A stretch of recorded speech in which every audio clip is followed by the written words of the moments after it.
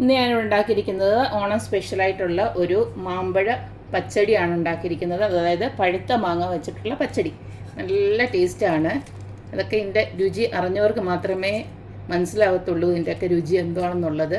അപ്പം പുതുതായിട്ട് ആരെങ്കിലും ഇതൊക്കെ ഉണ്ടാക്കാനുണ്ടെങ്കിൽ ഇതൊക്കെ ഒന്ന് ട്രൈ ചെയ്ത് നോക്കുക. നല്ല ടേസ്റ്റാണ്. അപ്പം നമുക്ക് ഈ ഒരു റെസിപ്പി എങ്ങനെ ഉണ്ടാക്കുന്നതെന്ന് നോക്കിയിട്ട് വരാം. ഓണം സ്പെഷ്യൽ പഴുത്ത മാങ്ങ പച്ചടി ഉണ്ടാക്കാനായിട്ട് 3 പഴുത്ത മാമ്പഴം ഇതുപോലൊക്കെ എടുത്ത് വെച്ചിട്ടുണ്ട്. ഇത് നമുക്ക് ഇതിൻ്റെ തൊലിയൊക്കെ ഒന്ന് കളഞ്ഞിട്ട് ചെറിയ കഷ്ണങ്ങളായിട്ടൊന്ന് അരിഞ്ഞെടുക്കണം.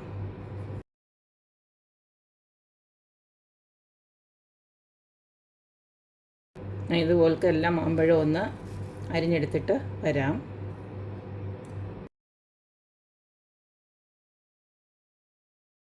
മാങ്ങയല്ല ഇതുപോലെ ഞാൻ അരിഞ്ഞെടുത്തിട്ടുണ്ട്. ഇത് ഇനി ചെറുതായിട്ട് നമുക്കൊന്ന് മാഷ് ചെയ്ത് കൊടുക്കാം. നല്ല പഴുത്ത മാങ്ങയാണ്, നല്ല മധുരമാണ് ഈ ഒരു മാങ്ങയ്ക്ക്. കുറച്ചൊക്കെ കഷ്ണമായിട്ട് കിടന്നാലും കുഴപ്പമൊന്നുമില്ല.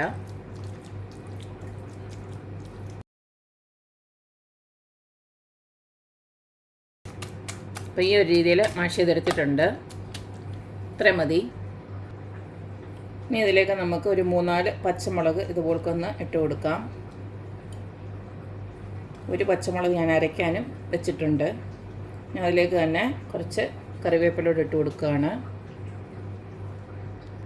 ഇനി ഇതിലേക്ക് നമുക്ക് ആവശ്യത്തിനുള്ള ഉപ്പൂടെ ഒന്ന് ഇട്ട് കൊടുക്കാം. ഇതിലേക്ക് കുറച്ച് വെള്ളം കൂടെ ഒഴിച്ചിട്ട് നമുക്കിതിനെ ഒന്ന് വേവിച്ചെടുക്കണം.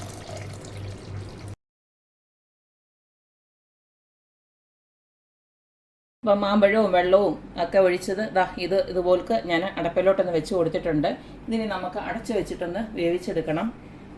ഇതിനെ അവിടെ നിന്ന് വേവട്ടെ. നമുക്ക് ഇനി ഇതിലേക്കൊരു അരപ്പ് തയ്യാറാക്കാനുണ്ട്. അപ്പോൾ പച്ചടിയുടെ അരപ്പ് തയ്യാറാക്കാനായിട്ട് ഇതുപോലൊരു 3/4 കപ്പോളം തേങ്ങ ഞാൻ മിക്സിയുടെ ജാറിലോട്ട് ഇട്ട് കൊടുത്തിട്ടുണ്ട്. ഇതിലേക്ക് ഒരു ചെറിയ കഷ്ണം ഇഞ്ചി ഇട്ട് കൊടുക്കുകയാണ്. അടുത്തതിലേക്ക് ഒരു 1/2 ടീസ്പൂണോളം നമ്മുടെ ക്യുമിൻ സീഡ്, ചെറിയ ജീരകം ഇട്ട് കൊടുക്കുകയാണ്.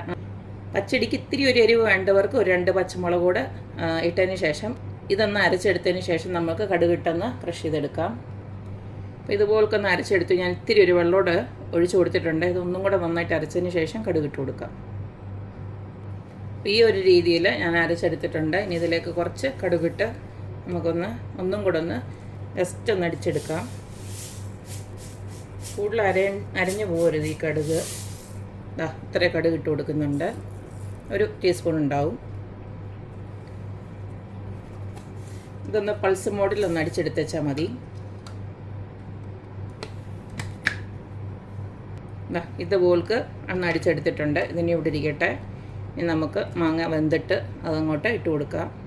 ഇനി അടുത്തതിലേക്ക് നമുക്ക് വേണ്ടത് കുറച്ച് തൈരാണ്. ഇതുപോലൊക്കെ നല്ല കട്ട തൈര് ഞാൻ ഇതുപോലൊക്കെ ഈ തവി വെച്ച് തന്നെ ഒന്ന് ജസ്റ്റ് ഒന്ന് ഇങ്ങനെ കലക്കി ഒന്ന് വെച്ചിട്ടുണ്ട്. അതിൻ്റെ അകത്ത് കട്ടയൊക്കെ ഒന്ന് ഉടച്ചിട്ട് ഇതുപോലൊക്കെ കലക്കി വെക്കണം.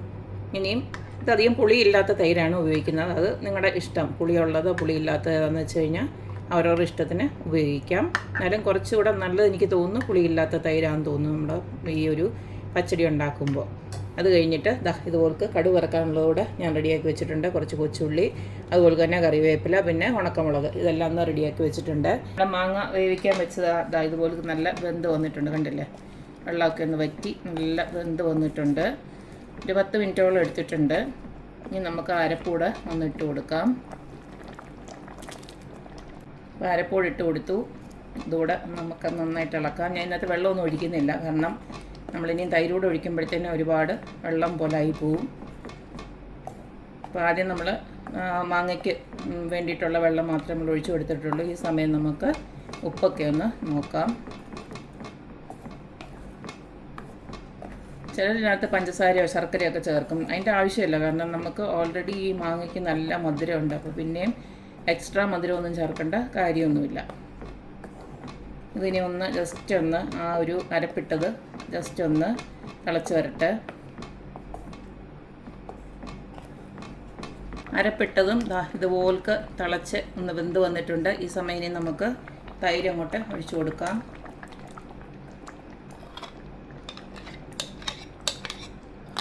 തൈരും കൂടെ ഒഴിച്ചതിന് ശേഷം ജസ്റ്റ് ഒന്ന് ഇളക്കി കൊടുക്കുക. ഒന്ന് ചൂടായതിന് ശേഷം ഓഫാക്കിയാൽ മതി. അപ്പോൾ ഇതിന് ഇത്തിരി ഉപ്പ് കുറവാണ്, ഇത്തിരി കൂടെ ഉപ്പിട്ട് കൊടുക്കുകയാണ്. ഈ സമയം ഞാൻ കടുകൂടെ വറുത്ത് വെച്ചിട്ടുണ്ട്, അത് ലാസ്റ്റ് നമുക്ക് ഇട്ട് കൊടുക്കാം. അപ്പോൾ ഇത്രയേ ഉള്ളൂ, നമ്മുടെ അടിപൊളിയായിട്ടുള്ള മാമ്പഴ പച്ചടി ഇവിടെ റെഡി ആയിട്ടുണ്ട്. പഴുത്ത മാങ്ങ പച്ചടി നല്ല ടേസ്റ്റാണ്. അപ്പോൾ എല്ലാവരും ഇതുപോലൊക്കെ ഓണത്തിന് ഉണ്ടാക്കി നോക്കുക. ഒരു വെറൈറ്റി ആണല്ലോ. അപ്പം മധുരമായിട്ടുള്ളത് കഴിക്കാൻ ഇഷ്ടമുള്ളവർക്ക് ഇത് നല്ലൊരു ചോയ്സ് ആയിരിക്കും. എല്ലാവരും ഒന്ന് ഉണ്ടാക്കി നോക്കുക, അഭിപ്രായങ്ങൾ അറിയിക്കുക. അപ്പോൾ എപ്പോഴും പറയുന്ന പോലെ തന്നെ എൻ്റെ റെസിപ്പീസ് ഇഷ്ടമുള്ള എല്ലാവരും please like, share and subscribe. അപ്പോൾ ഇനി ഒരു അടിപൊളി വീഡിയോ ആയിട്ട് വരുന്നവരേക്കും ബായ്.